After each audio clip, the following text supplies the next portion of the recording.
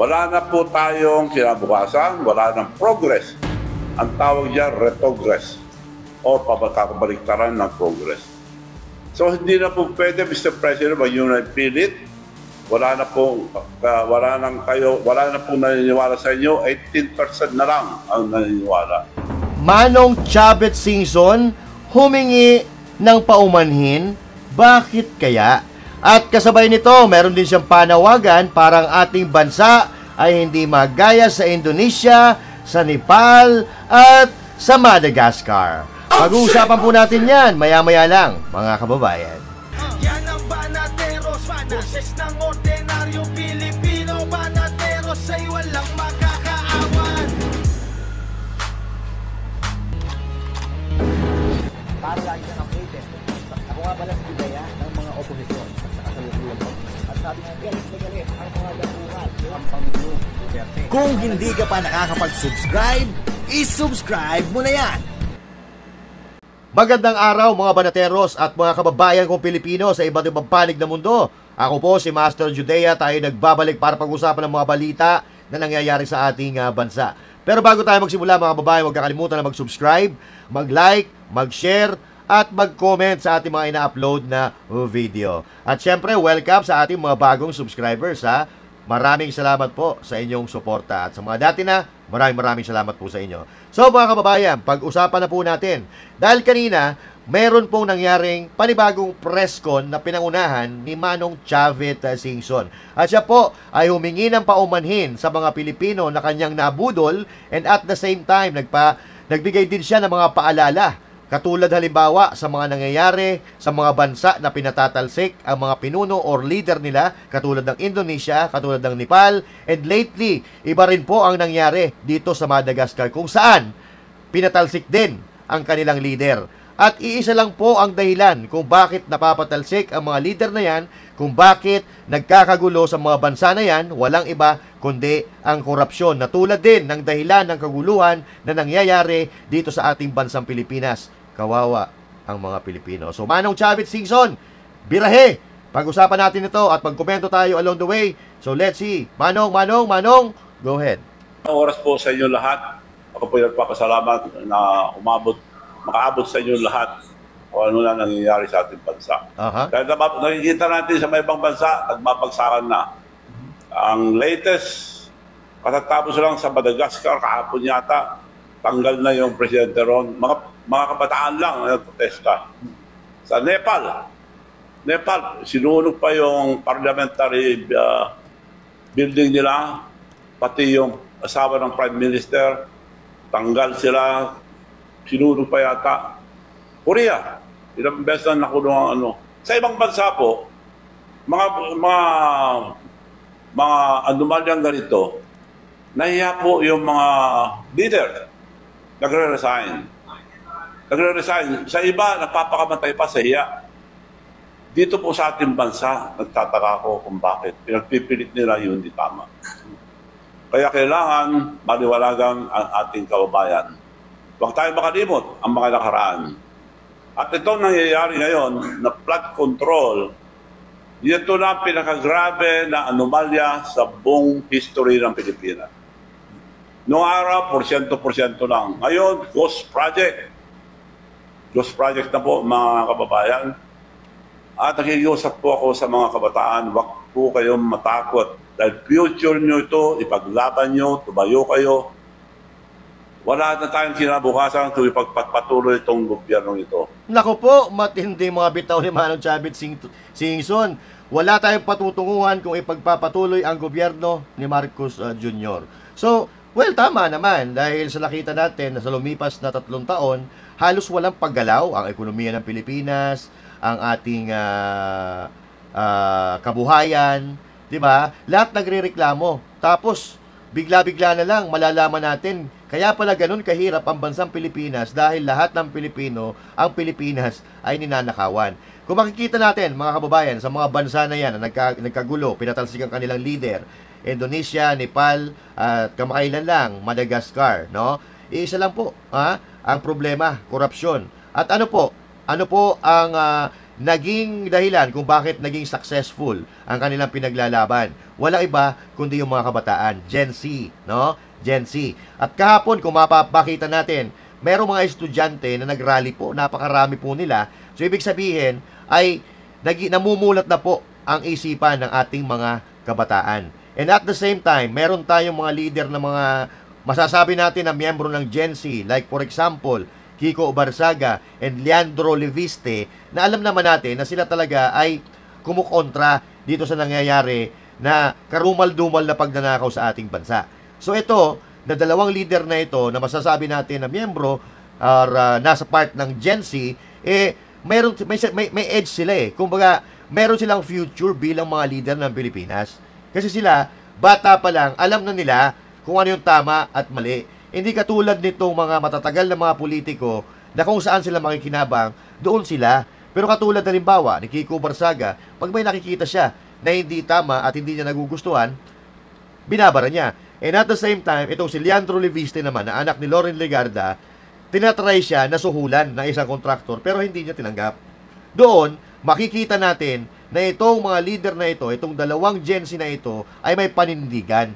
Nasa tama ang kanilang prinsipyo. Yun ang ibig sabihin ni Manong Chavez Singson. Okay? Tuloy po natin. Wala na po mangyayari, wala na po naniniwala. Sa nakikita kong survey, ang latest survey kahapon, 83% ang galit ng tao. Totoo, ang leader natin, maraming nakuha boto dahil nakalimutan na mga nakaraan. So, bilang isa sa tumulong, humihingi ako ng pamanhin sa mga mayors, councilors league, governors, and city mayors, and all leaders at lahat ng ating kababayan na nakumbinsi. Humihingi ko ng pamanhin dahil ako nagkumbinsi na iboto natin, akala ko nagbago na sila. Nako po, yan ang sinasabi ko eh. Pero malaki talaga yung parte ni Manong Chavez Singson kasi kung matatandaan natin, yung mga sasakyan niya, yung mga bulletproof, pinapahirap talaga sa unit team. Ha? Galit na galit pa nga tayo kay Singson dati. Pero Duterte ka eh. Diba? Pero wala siyang magagawa. Nandun si BP Sara Duterte eh. Pero ngayon, inaamin niya na siya ay nabudol. At siya ngayon, umihingi ng paumanin sa mga Pilipino na kanya kinausap. Dahil lahat, yung Mayor's League na buong Pilipinas, inipon niya. At yun ang nagpanalo kay Marcos Jr. Dahil doon sa mga bayan-bayan, doon naman talaga, mga probinsya, mga distrito, doon naman talaga nanggagaling ang mga boto. Kung direkta mong kausap ang mga mayor, abay, malaki ang posibilidad na makuha mo ang boto. Pero, ano sabi ni BP Sara kahapon sa kanyang, nung isang araw, sa kanyang press con diyan sa Kapihan, sa Quezon City, no? Sa Pandisalan, yung in-upload din natin diyan sa video. Ang sabi ni BP Sara Duterte, matindi daw talaga ang insecurities nitong mga Marcos even before the election. Noong nagkakaroon pala ng kampanyahan. Insecure daw itong si Bongbong Marcos Jr. kay BP Sara Duterte kasi pagka wala si BP Sara Duterte, mahina ang crowd. Pero pag nandyan si BP Sara Duterte, halos hindi magkamayaw sa kasisigaw ang mga tao. Kaya ang ginagawa ni Lisa Marcos, talagang kung babasahin natin yung sinasabi ni BP Sara Duterte, insecure na insecure. Kaya nga, posible din yung usap-usapan na yung boto ni Marcos Jr. ay inilapit doon sa boto ni BP Sara Duterte kasi nakakaya nga naman na yung Vice Presidente 32 million ang boto tapos ikaw ang boto mo 16 million lang. Nakakaya yon. Kaya ang nangyari daw doon, di umano, ay dinagdagan yung boto para kahit papaano makahabol sa boto na nakuha ni BP Sara Duterte na umamin na rin na nabudol si BP Sara Duterte at maraming beses na siya humingi ng paumanin sa taong bayan and even doon sa KOJC na nandun kami na umingi sila paumanin dahil kayo daw ay nabudol dahil sa kanya. Pero kami hindi kami nabudol eh. Tuloy. So yun po. Kaya marami na pong galit ang ating kababayan.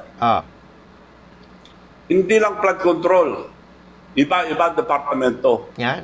Kumbaga sa tawag nila na tip of the iceberg, kita mo konti, pero malaki sa loob. Kumbaga sa Dragon, nakikita natin kayo, buntot lang. Marami po yan paghilain nyo. So, sinabi ko na po, hindi na pwedeng tumakbo itong gobyerno ito.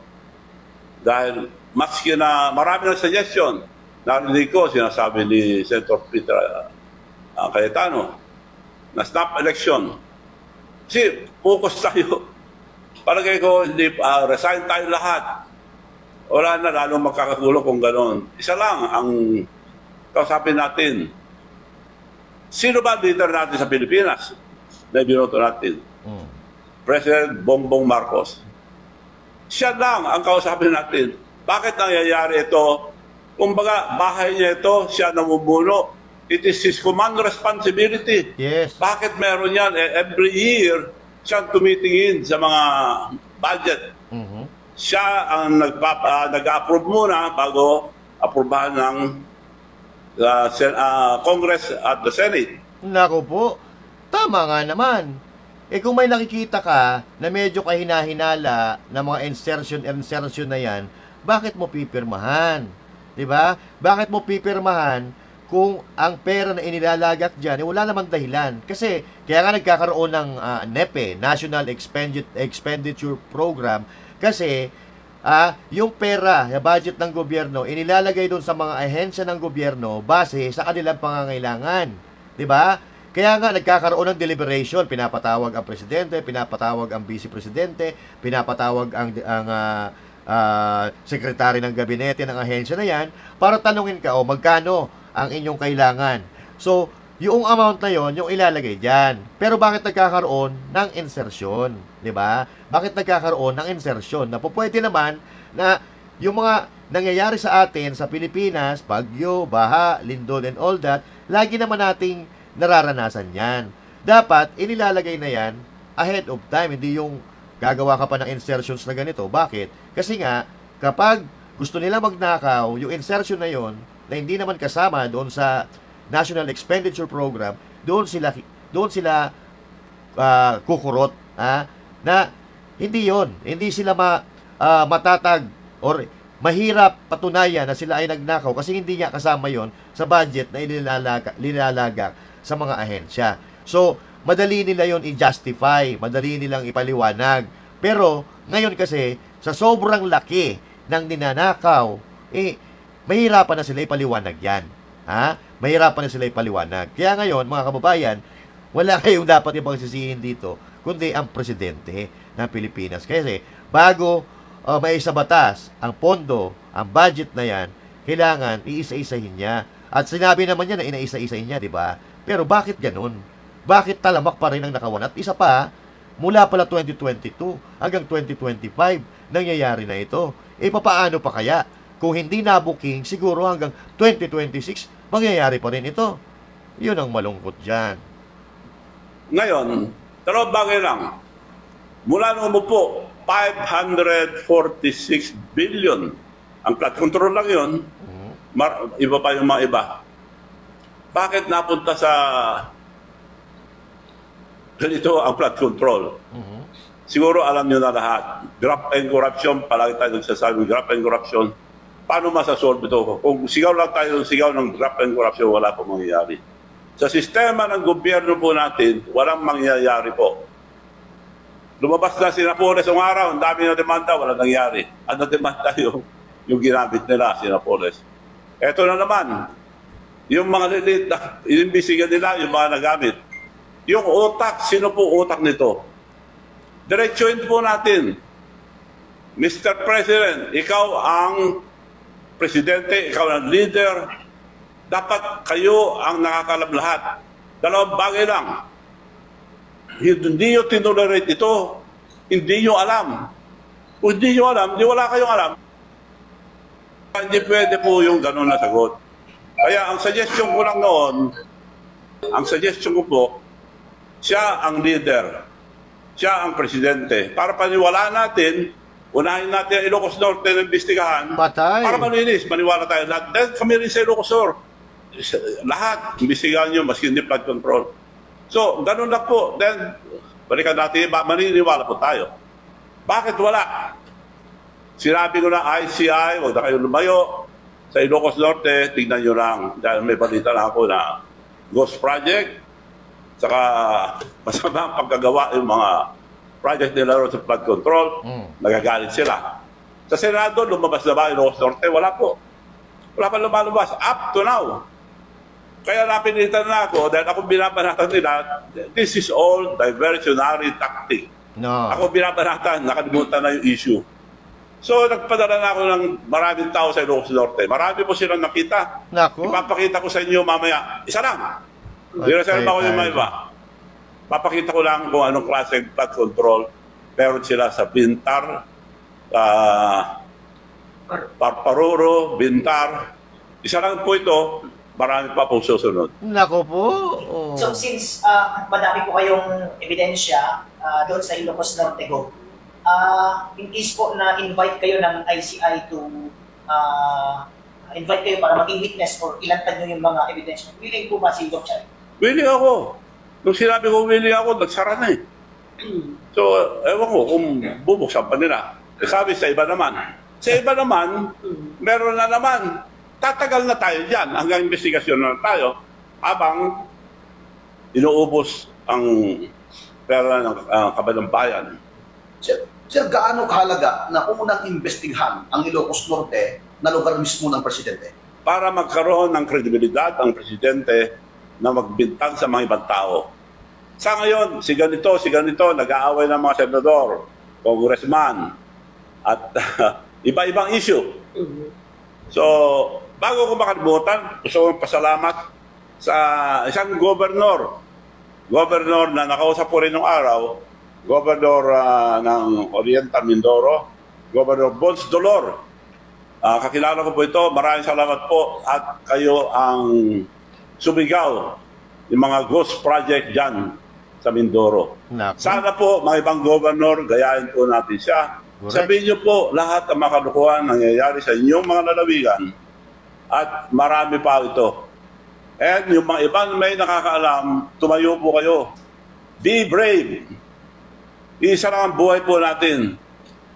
Tignan natin, wala nang kinabukasan ang ating kabataan kung hindi tayo tutulong sa kanila. This is the future of our children's children. Tulungan po natin sila. Now, mag-schedule lang ang mga kabataan o yung mga mas hindi nag-aaral, sila mag-schedule. Huwag na yung mga politician mag-schedule ng rally. Isa lang po rally natin at susuportahan po natin lahat. Nakikiusap po ako sa mga anak ng mga general, anak ng mga pulis, payagan niyo po yung mga anak niyo dahil kinabukasan po nila ito. Kung hindi kayo lalabas, okay lang. Pero payagan niyo po yung mga anak niyo. Paano naman, ha? Yung mga anak na general na super yaman na ngayon, 'di ba? So hindi papayag 'yon. Kasi mabubuhay na yung mga anak nila eh. Kasi balita natin, may mga general na bayad, ha? Hindi naman lahat, pero meron daw diyan, ha, sabi. Dahil kinabukasan po nila ito. Hindi ba baka sabihin na naman na doon sa Malacanang na inciting to sedition yung para sila sabihin? This is supposed to be a free country. Pwede natin sabihin lahat ang gusto natin. So, kung ang sadya nila ipagtakpan itong kalukuhan, mali po yun. Kailangan po sabihin natin, at liwanag na si mga Diskaya, 3 years, 31 billion ang binigay nila. Sino nagbigay? Yung mga powerful. Sino nagbigay? Yung mga nasa Congress, kay Speaker, dalawa lang tinuturo, Speaker at saka Saldico. Kung wala kayong koneksyon doon, wala. Sino naman ang may-ari o boss ang dalawa? Ang presidente. So si presidente naman, bisigan yan. Dapat siya mangunguna. Ayun, mag-resign daw tayo lahat. Hindi po ako pabor dyan mag-resign lahat. Marami naman matitino, mga leaders, hindi naman lahat masama. Pwede rin kung gusto nyo lahat. Pero hindi po, ang dapat mag-resign ang presidente dahil command responsibility niya ito. Siya namumuno. Sa mga ibang countries, nagre-resign po agad yung mga leaders. Sa hiya. Yung mga iba, nagpapakamatay pa. Kung yung mga iba, mga kabataan lang recently sa Madagascar, tanggal yung Prime Minister, kabataan nag-rally, matatapang sila. Pero naniniwala ko, mas tatapang ang mga Pilipino. Yes. Ipaglaban natin ang ating mga kabataan, suportahan po natin sila, dahil kinabukasan po nila ito. Okay. Alam nyo sa Madagascar, mga kababayan, masasabi natin na mababa yung quality ng pag-aaral nila doon. Kasi kung makikita naman natin, that's a matindi talaga ang kahirapan diyan sa lugar na yan. At sila nga na yung pinag-aralan nila hindi ganun kataas. Hindi ganun kataas yung antas ng uri ng kanilang pag-aaral. Pero nagkaroon sila ng puso para sa kanilang bansa. Kasi alam nila nakikita nila yung buong mundo. Meron ng cellphone, meron na ngayong mga cable, internet, and all that. Ikaw ba naman papayag ka na nakikita mo yung buong mundo, lahat sila ay asensado. Lahat sila may mga magagandang transportation, magagandang kalsada, magagandang infrastruktura, mga advanced na technology. Tapos ikaw mananatili kang ganyan? Aba, hindi po pwede yun. Diba? Dapat, kasabay ng pag-angat ng teknolohiya, sabay din na umaangat ang bansa natin. At lahat ng bansa. Diba? Kung nagagawa nga ng ibang maliit na bansa na paunlarin ang kanilang bansa, tayo pa kaya na ang mga Pilipino matatalino. And at the same time, napakaraming natural resources sa Pilipinas.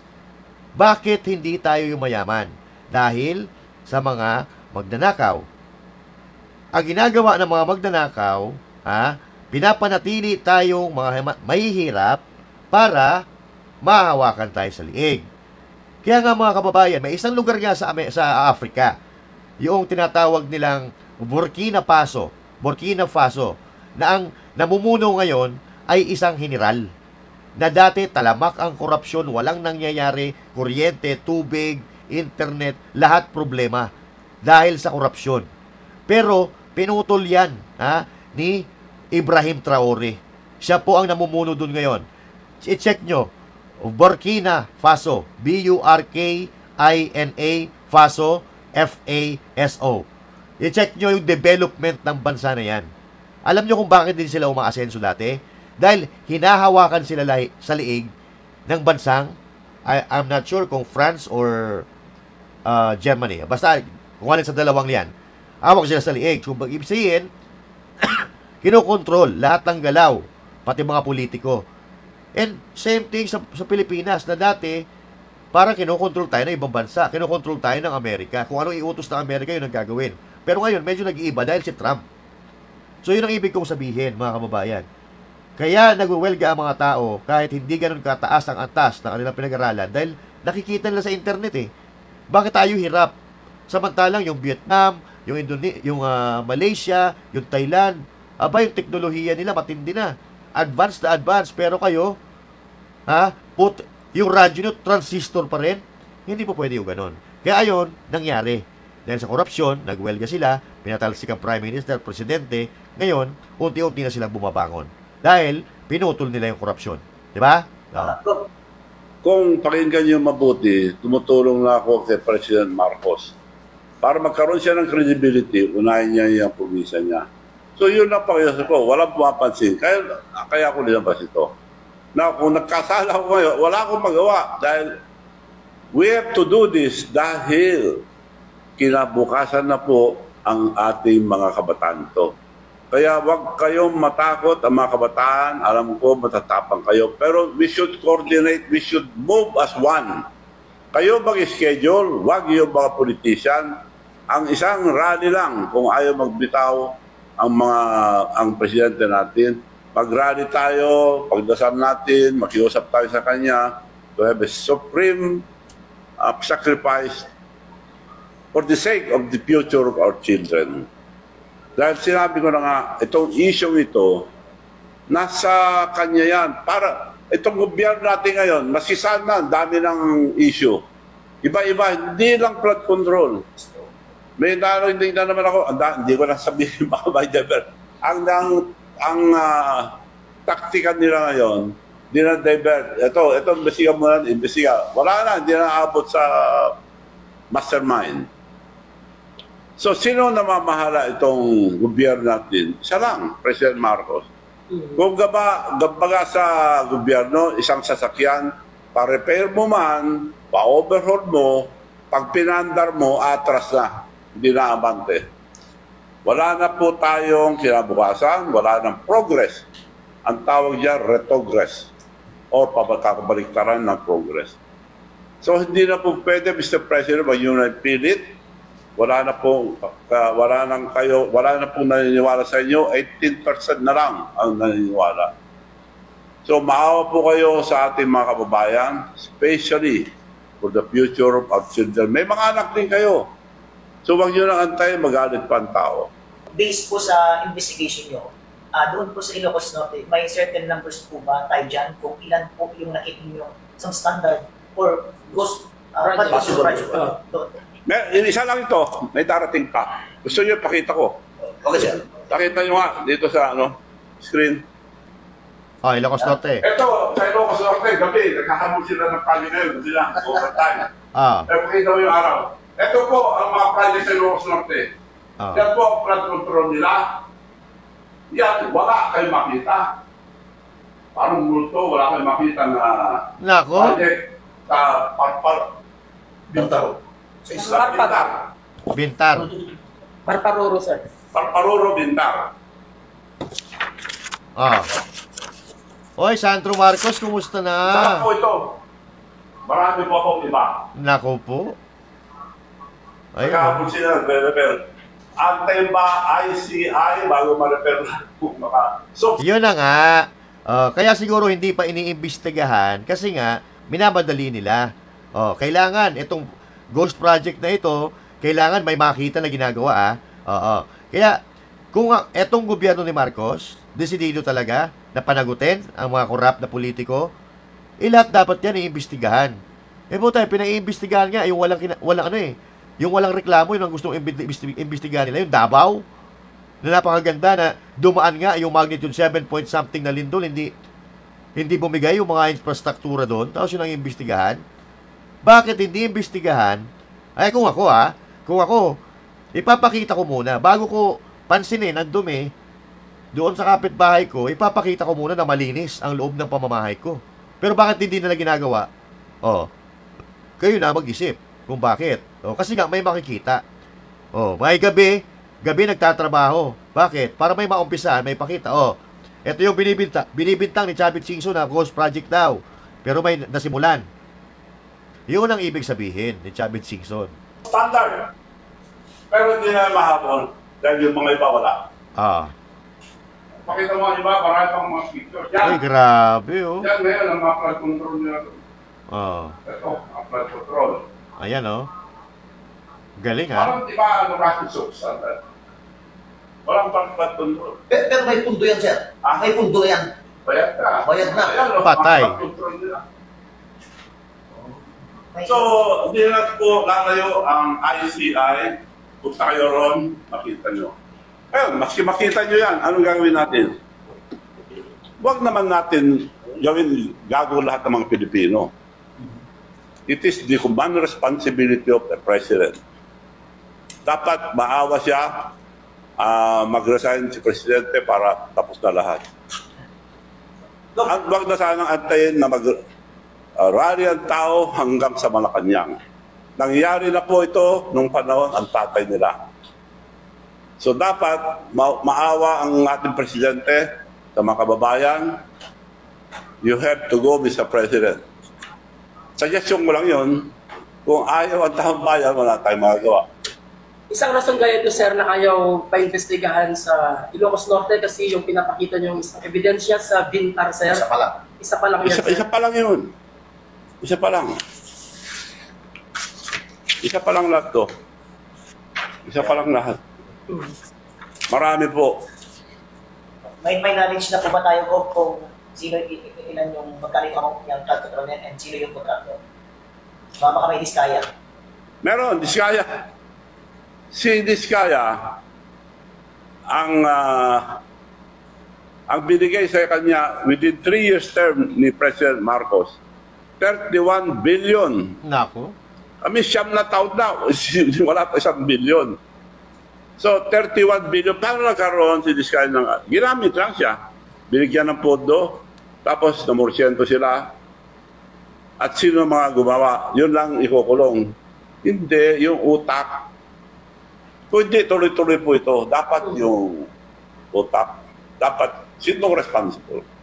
Kako nga, may mga testigo na yung mga public or highways mismo na tiga-kolekta, diadala kay speaker at saka si Saldico. Saan naman di other sabi ko? Imposible naman siya lang. May mas mataas doon. So kung hindi alam ang presidente, sino, kung hindi alam ang presidente, sino ang, saan napunta yung pera?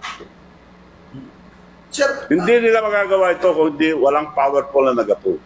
kumbaga sir, sinasabi niyo na si Presidente Bongbong Marcos ang utak, mastermind, yung corruption na nangyayari ngayon. Well, hindi natin sabihin yan dahil sabihin nila. Iba na naman sasabihin. Pero kanino itong Pilipinas? Kaila Bongbong Marcos na siya presidente. Kumbaga sa bahay, siya ang padre ng pamilya. Sinong bibintangan mo? Yung mga naglilingkod sa iyo. Ngayon, binibintangan lahat yung mga kalyado na lahat. Huwag lang umabot sa kanya. Ang liwanag po, maliwanag pa sa buwan. Huwag po tayo palinlang. It is his command responsibility. In other countries, ulitin ko, nagre-resign agad sa hiya. So dito po, ang only solution, mag-resign ang ating presidente, supreme sacrifice, para mas madali mag-imbestiga. Dahil sa ngayon, hindi ako naniniwala na lahat ng sinasabi nila na iba ang utak nito. Sir, sa mga interview niyo, sinasabi niyo na hindi siya presidente kung wala kayong tulong sa kanya. Totoo yun. Oo, sir. Anong tingin niyo, sir? Mahilig ba siyang gumamit ng mga tao, si presidente? Sabi siya, kapag-anak nila nagsabi sa akin, sinabi ko na noon, Manong, I'll just use it. Gagamitin ka lang. Nung inibita ko ni Amy Marcos, pwede kayo magtanong kay Senator Amy Marcos. Siya nag-imbita sa akin. Manong, pwede natin tulungan si BBM maging Vice President dahil dinaya lang. Tawagin mo muna ang mga leaders sa North at kausapin ko sila ako. Tatawagin ko, pero gamitin ko pangalan mo dahil ikaw presidente ng Mayor's League. Sige, ikaw. Dumating naman mga leaders, governors, congressmen, mayors. This is exact word ni Amy. Thank you for coming so that we can help BBM for his vice presidential election. Vice president lang gusto. But manong sabi sa plan, manong can you tell us your plan?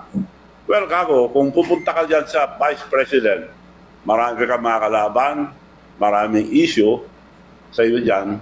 So, presidente muna, at that time, walang tatalo kay Inday Sara. At committed na kami lahat, mayors, ako, and all the mayors are committed kay Inday Sara. Mag-file tayo for president muna. Tapos, kung mag-file si Inday Sara, atras ka, I have the leverage to talk to Inday Sara na ikaw ang vice president candidate, protected ka na. Parakpakan lang sila. Sabi ni BBM, thank you, Manong. Wala siyang ibang ginamit, kundi yung mga plano namin, ginamit lahat. Ako unang tumulong financially. So, the rest is history. So, nakikiusap po ako, nagsasabi lang po ako ng totoo. Kung ikulong nila ako, wala po ang magagawa. Pero wag po tayong matakot, mga kababayan, dahil future ang ating mga anak at anak ng mga susunod na henerasyon. Pagpakawala niyo ito, magiging masamang president. So tulong-tulong po tayo. Marami pong suggestion sa Senate, but I will stick to my suggestion. Si Presidente ang mananagot nito dahil siya ang Presidente. Command responsibilidad niya ito. Siya ang namumuno sa ating bansa. Alam niya lahat to. Kung di alam, anong kwento siyang presidente? Yun lang po. Maraming salamat po sa inyo lahat. Okay, Dok, isa pa.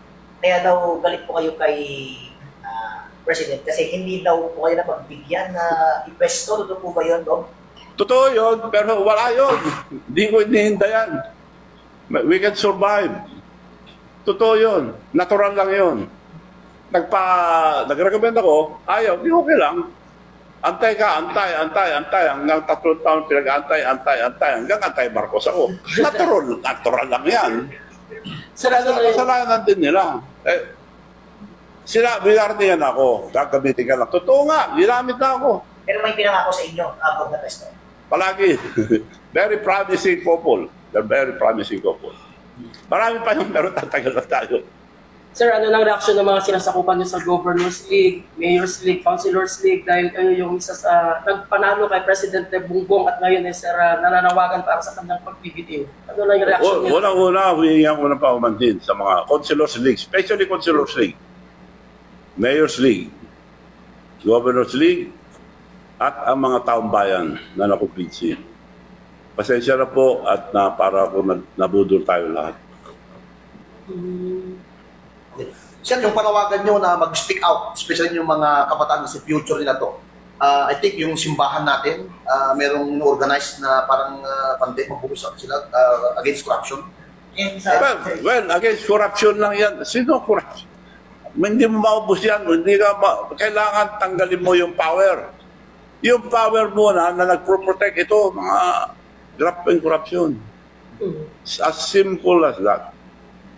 Okay. Hindi na kailangan tanggalin nyo lang. Mahirap magtanggal. Magaganda ang mga batas natin, pero implementasyon, walang kwenta po. Sir, sa Ang mga maliliit na tao lang nakukulong. sa nabuo ng ICI, President Marcos, sir, may mga credibility na sila, sir, sa pag-imbestiga ng mga... Mababait lahat yan. Si Mayor Magalong, umalis na, alam niya walang mangyayari. Walang power. Pero honest, yung mga, ewan ko lang, the result will decide kung sinong tao itong mga ito. Malalaman natin lahat. Kung ano masasabi niyo, sinasabi ng mga tao na DDS na daw po kayo? DDS. Hindi ko alam kung anong DDS eh. Yung supported daw ng LCS lang. supported daw ng Duterte. Wala akong alam sa DDS. Hindi ko alam nga yung issue yan, DDS eh. Hanggang sa LCS lang ako. So, sir, you find out na yung example sa Bintar na anomalya sa Ilocos Norte. So, ano nga sana mga kababayan natin nilalabas ko, sir? Marami po ba? Ang sabi sa akin, marami. Kaya nakikiusap ako, hindi na ako dahil sinasabi nila, ginagawa ko lang ito, galit ako sa kanila. Hindi naman. Yun lang, sinabi ko walang pupunta eh. Wala naglalabas. Di. Anong gagawin ko? Kailangan gawin ko para may maglabas. Takot lahat sila maglabas.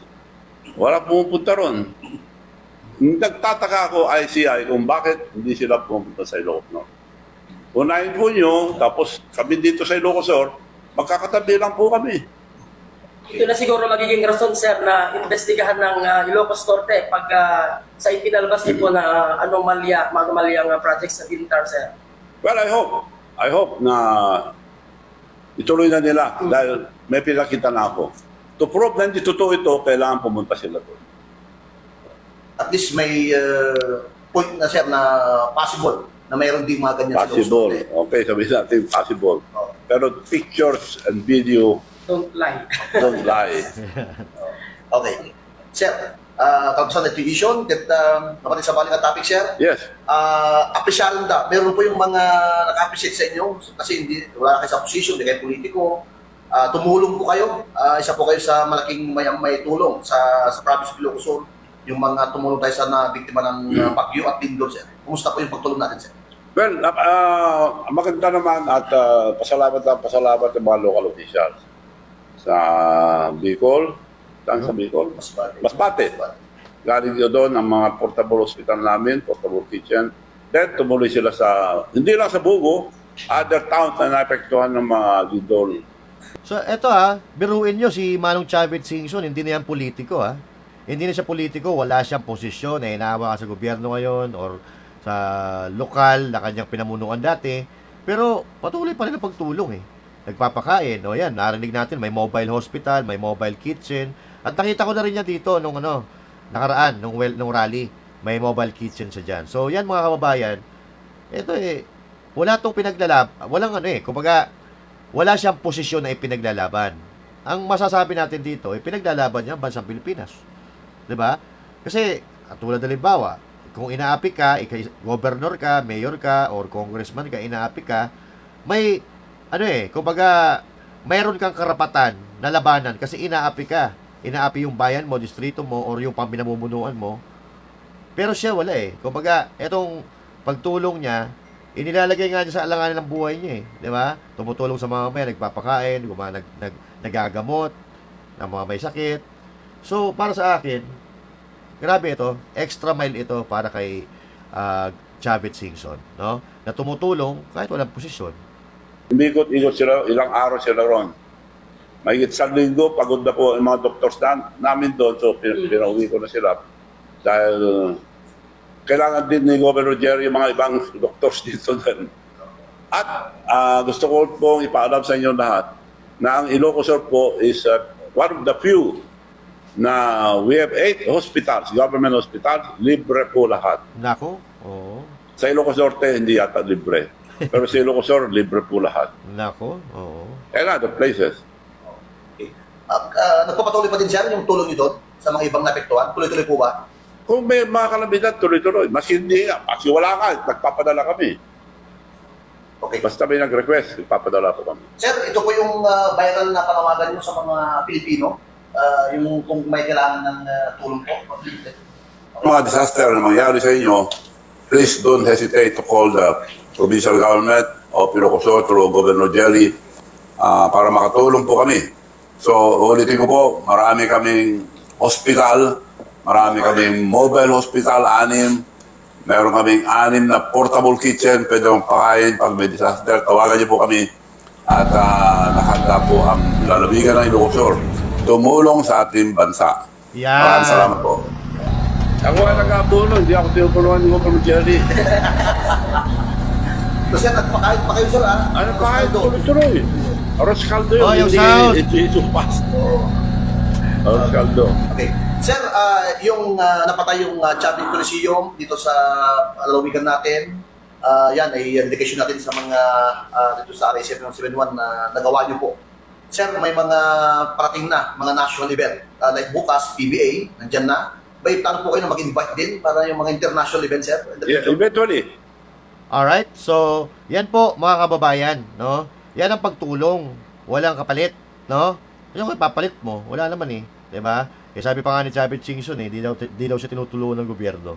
Pera, sarili ng pera yan, mga kababayan. Yan ang tunay na nagmamalasakit sa bayan. Walang posisyon sa gobyerno, pero tumutulong sa mga kababayan. Hindi na ako magtataka na sa susunod na eleksyon, pag tumakbo itong senador, manalo ito. 'Di ba? Tatakbo sana ito noong nakaraan ng senador, di ba? Pero umatras siya, napag-isip-isip niya siguro na pwede naman ako tumulong kahit di ako senador eh. Pero ako naniniwala, sa susunod na eleksyon, marami magsasabi na tumakbo ito, si Chavez Singson. So yun, mga kababayan, no? Naintindihan po natin, ito ay panawagan sa mga kabataan, no? Sa mga kabataan, para sa kanilang kinabukasan. Tayo po ay hindi tayo, sa tingin ko naman, hindi ito pagpapabagsak sa gobyerno, no? Dahil ang gobyerno, kakampi natin yan. Kakampihan ng mga Pilipino. Ang gusto lang nating kalabanin dito, yung nagpapatakbo ng gobyerno na kurakot. Di ba? Yun ang ibig sabihin niya ni Manong Chavez Singson. Sa akin palagay lang. Hindi siya nangihikayat na manggulo o pabagsakin ng gobyerno, bagkus labanan ang mga tiwali na nagpapatakbo ng gobyerno. Not the government itself. Di ba? Kasi ang gobyerno, kaakibat natin yan kakampi natin yan. Yan dapat ang nangangalaga sa atin. Kaya lang nag-iingay, kaya lang nagkakagulo, dahil yung gobyerno na dapat na tumutulong sa iyo, tinatarantado nila para sa pansarili nilang kapakinabangan. So yan, mga kababayan, magkita-kita po tayo muli sa mga susunod na video. Don't forget to like, share, and subscribe. Master Judea said thank you. God bless you all, and to God be the glory. Magandang araw po sa iyo lahat.